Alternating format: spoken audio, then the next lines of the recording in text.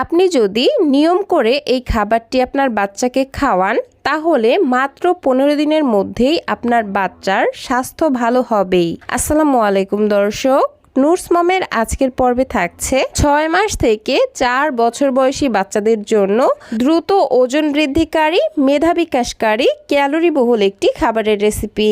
প্রোটিনে ভরপুর এই খাবারটি আপনি যদি আপনার বাচ্চাকে খাওয়ান তাহলে আপনার বাচ্চার সারা দিনের প্রায় 90% পুষ্টির চাহিদাই পূরণ হয়ে যাবে। তো এই খাবারটি তৈরি করার জন্য আমি এখানে নিয়ে নিয়েছি সেদ্ধ করা একটি আলু এবং সেদ্ধ করা একটি মুরগির ডিম। আমি আলু এবং ডিমের ওপরের খোসা ছিলে ফেলে দিয়েছি। এখন এরকম একটি গ্রেটারের সাহায্যে এই সেদ্ধ করে রাখা আলু এবং ডিমটিকে খুব ভালোভাবে গ্রেট করে নিচ্ছি। এই তো আমি খুব ভালোভাবে গ্রেট করে নিয়েছি। তবে যারা খুবই ছোট বেবি, যেমন 6 থেকে 8 মাস বয়সী বাচ্চাদেরকে খাওয়াতে চাচ্ছেন, তারা কিন্তু চাইলে হাতের সাহায্যে এগুলোকে ম্যাশ করে নিতে পারেন। যাই হোক, খাবারটি তৈরি করতে আমার আরও লাগবে 2 টেবিল চামচ পরিমাণ আটা। আমি এখানে আটা ব্যবহার করেছি, আপনারা চাইলে চালের গুঁড়া, সুজি অথবা সেরেল্যাকও ব্যবহার করতে পারেন। এখন এগুলোকে নিয়ে সরাসরি চলে যাচ্ছি চুলায়। চুলায় একটি পরিষ্কার প্যান বসিয়ে নিয়েছি। এখন এর মধ্যে দিয়ে দিচ্ছি 1 কাপ পরিমাণ পানি।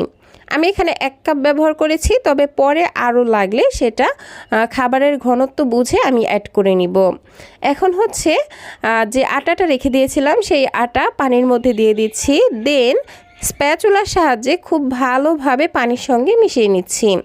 আর এই কাজটা অবশ্যই চুলা জ্বালানোর আগে করতে হবে, পানি ঠান্ডা থাকা অবস্থায় করতে হবে, তা না হলে কিন্তু আটাগুলো বড় বড় দলা পেকে যাবে।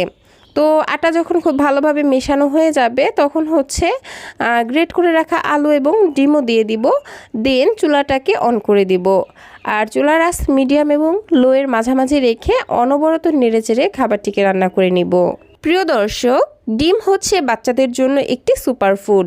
এতে থাকা উচ্চমানের প্রোটিন বাচ্চাদের শারীরিক বিকাশে সহায়তা করে, পাশাপাশি কোলিন বাচ্চাদের মেধাশক্তি বাড়াতে সহায়তা করে।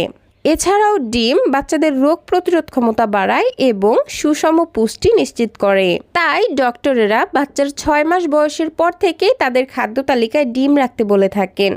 আর শুরুর দিকে শুধুমাত্র ডিমের কুসুম দিতে বলে থাকেন, কারণ ডিমের সাদা অংশে অ্যালবুমিন থাকে, যার কারণে অনেক বাচ্চাদেরই অ্যালার্জির সমস্যা দেখা দেয়।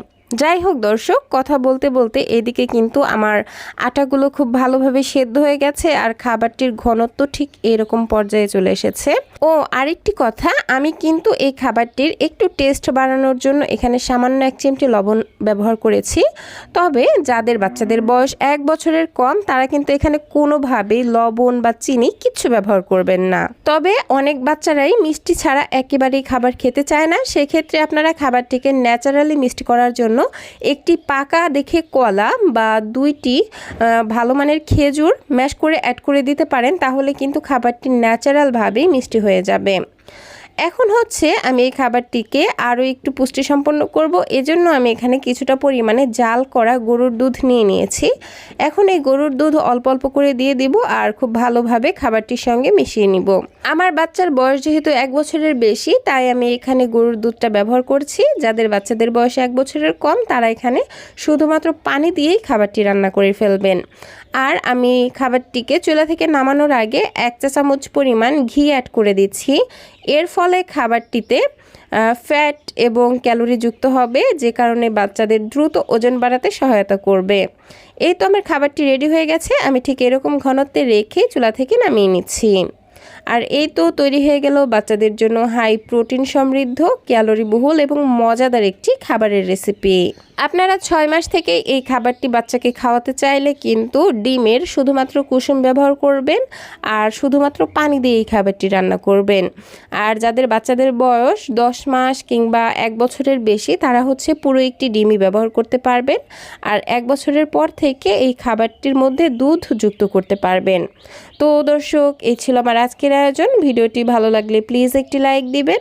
আর বাচ্চাদের জন্য এরকম আরও পুষ্টিকর খাবারের রেসিপি পেতে অবশ্যই আমার চ্যানেলটিকে সাবস্ক্রাইব করে পাশের ঘন্টাটি বাজিয়ে অলে সেট করে রাখবেন পরবর্তী ভিডিওর নোটিফিকেশন সবার আগে পাওয়ার জন্য। আজকের মতো বিদায় নিচ্ছি। আল্লাহ হাফেজ। আসসালামু আলাইকুম।